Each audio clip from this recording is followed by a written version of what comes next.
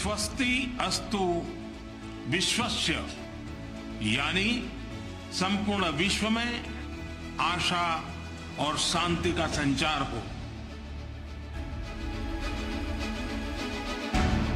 One earth, one family, one future के मंत्र और वसुदेव कुटुंबकम के बड़े पैगाम के साथ ही भारत G20 समिट कामयाब इख्तिताम हो गया।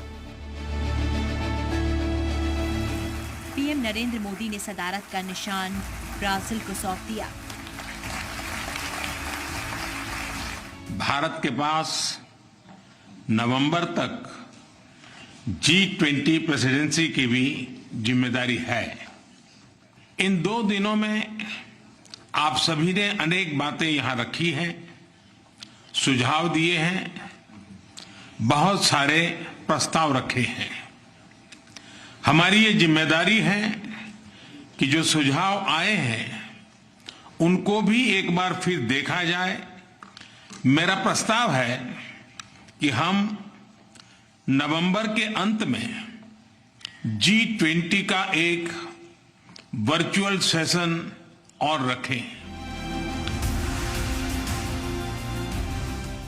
जबकि इससे पहले समिट के दूसरे दिन सुबह सुबह मेहमान ममालिक के मुखिया राजघाट पर महात्मा गांधी की समाधि पर खिराज अकीदत करने भी पहुंचे। बापू को खिराज अकीदत पेश करने के दौरान ब्राजील के राष्ट्रपति लूला दा सिल्वा इमोशनल हो गए और उन्होंने इसका जिक्र भी किया। I personally am very much touched emotionally when I want to pay a homage to our dear Gandhi, that we pay the homage today. Everybody knows that in my political life, Mahatma Gandhi has great meaning because the struggle with non-violence was a role model that I followed for many decades when I was in the labor movement, and that's why I'm very much touched and emotional. G20 में दुनिया भर से आए सदर को भारतीय रिवायत, विरासत, लेगेसी और कार्डक का एक ऐसा अनूठा इत्तेहाद दिखा जो उनकी यादों में अमिट छाप छोड़ गया।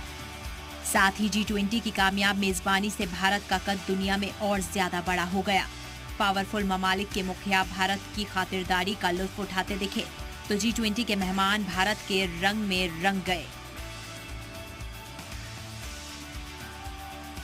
चर्चा ये हो रही है कि क्या G20 की सफल मेजबानी के बाद भारत के लिए दुनिया में और भी मौके खुल जाएंगे?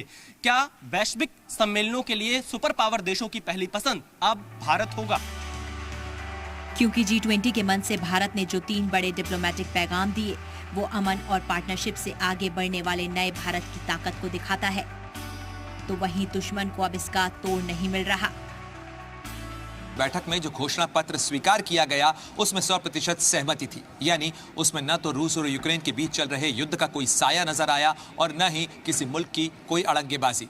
हालांकि ये 100% सहमति एक दिन में हासिल नहीं हुई, बल्कि इसके लिए प्रधानमंत्री नरेंद्र मोदी से लेकर पूरी कूटनीतिक टीम की घंटों की, दिनों की, महीनों की मशक्कत थी।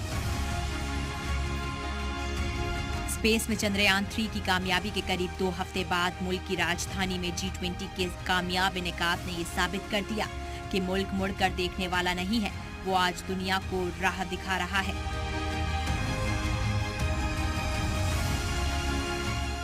नया भारत नई तस्वीर पेश कर रही है, दुनिया को अमन का पैगाम दे रहा है, कमजोर को दबाकर नहीं बल्कि उसे ताकत देकर अपने विश्वगुरु अंदाज का लोहा मनवा रहा है। G20 समिट से भारत ने ग्लोबल पावर का पंच दिखा दिया।